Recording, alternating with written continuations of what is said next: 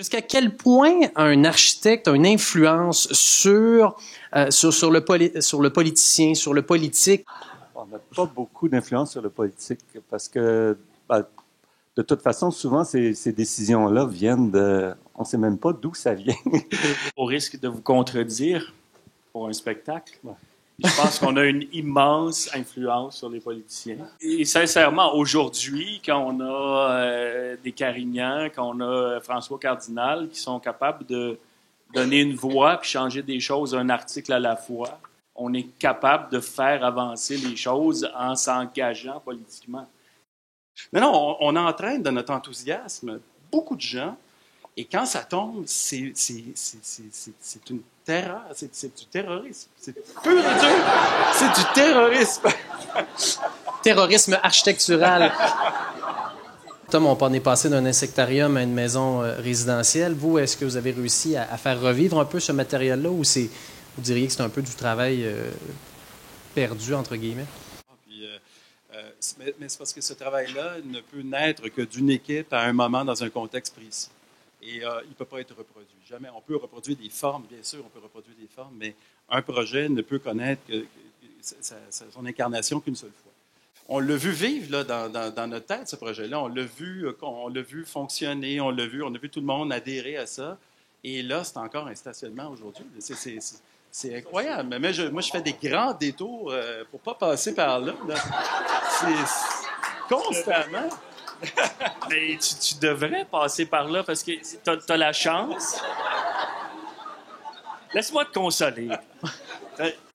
Montréal, c'est assez magique pour ça parce qu'on peut encore l'imaginer. On est une ville de 375 ans. On est dans un centre-ville où il y a des lieux qui peuvent encore être investis comme ça, où les idées peuvent être amenées, puis on peut écrire des moments pertinents pour notre patrimoine d'aujourd'hui. Changeons le monde! Non, mais j'ai une question moi, qui m'intéresse parce que je ne connais pas la réponse que je donnerais si on me la posait. C'est, est-ce qu'un projet comme ça, puis je pourrais te la poser aussi, est-ce que tu le referais aujourd'hui si on te demandait aujourd'hui de le refaire, peut-être le même projet? C'est-à-dire, la ville se décide, OK, l'hôpital général des voitures, c'était une bonne idée finalement. On vous donne le mandat, le referais-tu? Oui. Peut-être pas le même projet, mais c'est sûr. Ou je pourrais l'appliquer au CUSUM ou quelque chose comme ça. Ah, t'as pas le budget. Ma question s'adresse à Tom. Dans le cas de ce que tu nous as présenté, il y a un projet qui a connu une renaissance à l'autre extrémité du pays, du continent, tant qu'à y être. Comment tes clients ont pris le fait qu'ils héritaient d'un projet perdant? Est-ce qu'ils l'ont su? Ça, c'est la question. Non. Non? Non. Mais... if you don't succeed, try again. Puis, je dirais, la recherche d'un projet fait la fondation pour un autre projet, etc., etc. Puis, à la fin de l'ensemble des projets, c'est le projet, disons. Éric, c'est quand même assez incroyable. Je pense que de voir un projet se faire réenterrer, c'est ce qu'on appelle le summum du perdant. Je pense qu'on... Le groupe rappelle...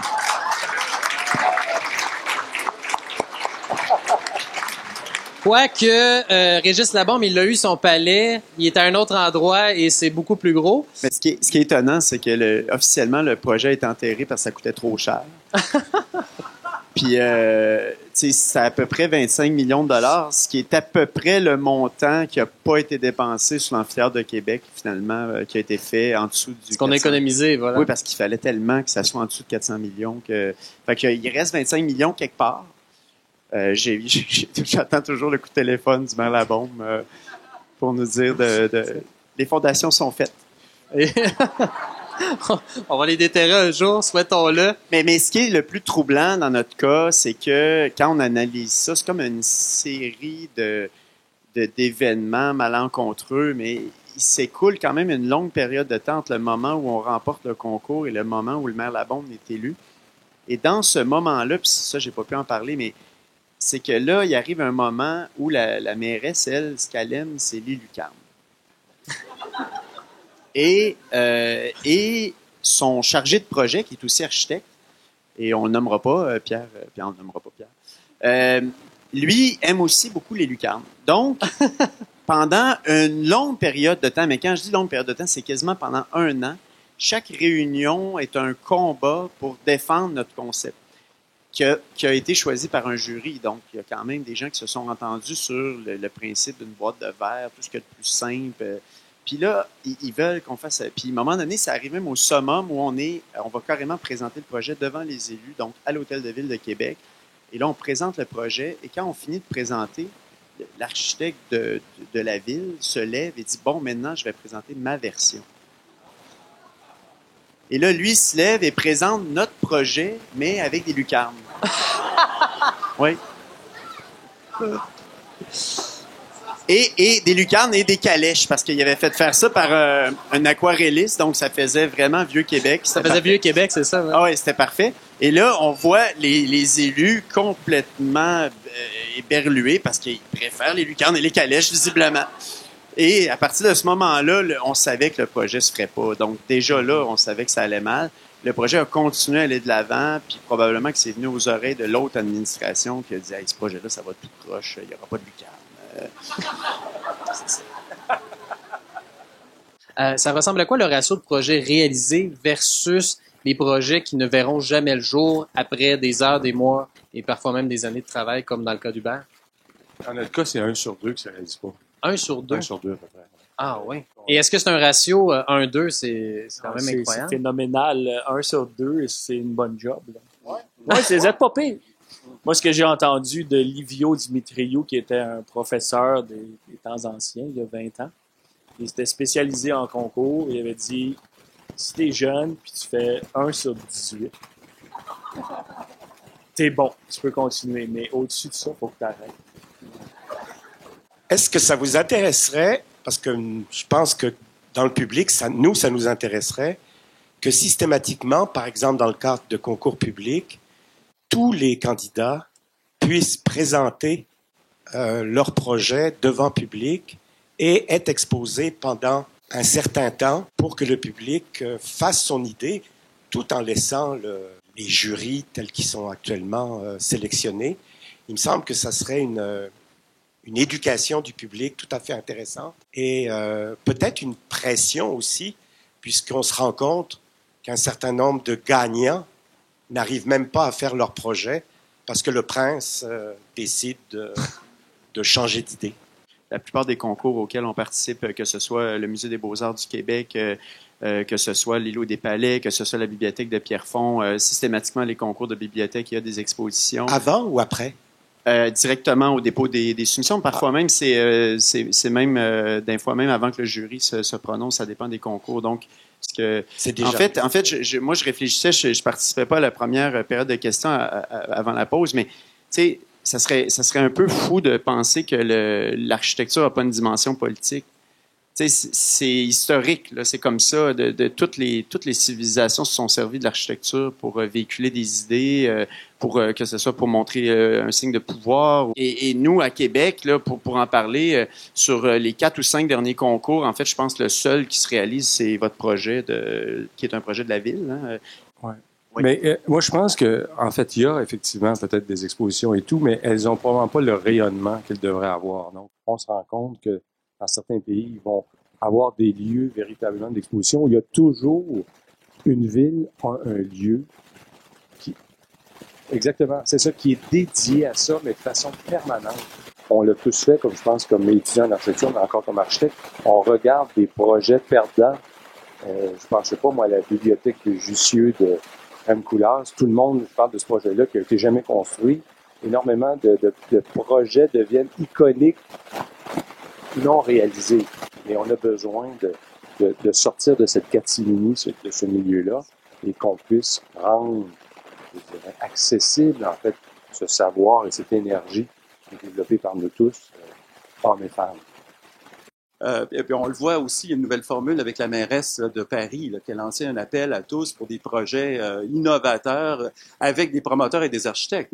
Ici, c'est évidemment, on proscrit ce genre de situation-là, mais quand c'est bien formulé, parce qu'ici, évidemment, la contrainte du promoteur sur l'architecte devient épouvantable, mais quand c'est bien formulé, c'est formulé par des gens qui réfléchissent à comment la formule peut se porter, c'est quoi les modalités d'une telle formule, ça devient intéressant. Ce qui est intéressant aussi, c'est que à ce moment-là, les médias ont de quoi parler, parce que les médias peuvent dire, bon, ben, cette fois-ci, on a essayé ça de cette façon, à comparer avec une autre façon, et on peut critiquer l'idée. Mais moi, je rejoins Philippe là-dessus. Il faut multiplier les formules. Je sais pas pourquoi au Québec, là, on a cette tendance, on trouve une formule qui est pas bonne, puis là, on la garde pendant 25 ans. Tu sais, je l'ai dit pour les écoles, là, on a trouvé la pire des formules, puis on la garde, puis là, c'est sacré, on peut plus toucher à ça. Tu sais, c'est incroyable comment on peut réussir à gâcher. Alors, tu imagines, les formules, il faut permettre aux jeunes architectes d'arriver. Ils font ça dans certains pays, il y a des petits projets, c'est réservé aux jeunes qui ont moins de 30 ans. Il faut permettre aux gens, il faut faire des formules. Il y en a, c'est des concours. Donc, de la solidarité architecturale. On a une autre question juste à l'avant ici. J'aimerais revenir sur votre désir louable de vouloir impliquer les usagers et les citoyens à vos projets. Je pense que tant que les citoyens ne seront pas plus éduqués que ça, c'est un peu naïf de votre part. Il faut d'abord éduquer les gens pour être capable de les impliquer. Vous passez votre vie à réfléchir à ce que c'est que la ville, qu'est-ce que c'est que l'urbanité, et vous allez demander à quelqu'un qui ne pense qu'à qu'est-ce que je fais dans ma cour, j'en veux pas dans ma cour. On ne peut pas se permettre ça. Ça prend des spécialistes pour faire des choses, et des gens qui réfléchissent toute leur vie à ça. Voilà. En plus, au Québec, on n'a pas le sens de la critique. On ne conteste jamais nos héros. Il faut que Michel Tremblay, il faudrait qu'il fasse une gaffe monumentale pour pas qu'on le louange. Il n'y en a pas de critique. On se regarde, puis on se trouve pas. Éric, je te laisse le mot de la fin. Ben, il faut faire attention. Avec la notion d'éducation, parce que tu sais, il y a pas personne qui aurait la prétention d'affirmer que les architectes savent mieux que les autres ce que c'est un bon musée ou un bon. Tu sais, dans un projet de concours, moi je présume toujours que s'il y a 30 participants, il y a 30 excellents projets là. Il pourrait y avoir 30 projets qui gagnent. Il n'y a pas un architecte qui dépose son projet en se disant bon, ça vaut pas de la crotte, mais je vais le déposer pareil.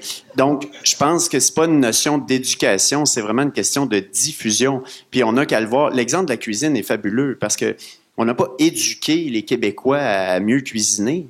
On a juste tellement diffusé tranquillement, pas vite. On est parti avec des petites émissions, puis après ça, des petits livres, puis des petits 5 à 7, puis des petites soirées, puis là, ça finit. Là, c'est complètement débile. L'architecture, ça fait appel à des émotions, ça fait appel à des sentiments. Ça se pourrait qu'un bâtiment que tout le monde aime, ben nous, on le déteste, puis vice-versa. Donc, je pense que c'est vraiment le point, c'est vraiment la diffusion. Plus qu'on va diffuser les réussites et même les échecs, c'est ce que je trouve fabuleux avec la soirée de ce soir, c'est qu'on se rend compte que à travers les projets qu'on a perdus, puis moi-même à l'école d'architecture à l'Université Laval, je me sers de toute la banque là, des projets, la fabuleuse banque des projets potentiels pour enseigner, parce que je trouve qu'il y a bien plus de matière là-dedans pour enseigner aux jeunes architectes que dans les projets réalisés. Je trouve qu'il y a vraiment une valeur là-dedans. Donc, il faut diffuser, il faut en parler. J'aime ça, moi, d'entendre 5000 tweets. C'est ça qu'il faut faire. Faut continuer à en parler, il faut continuer à être impliqué dans les émissions, dans les médias. Faut envoyer des pots de vin à Marc-André.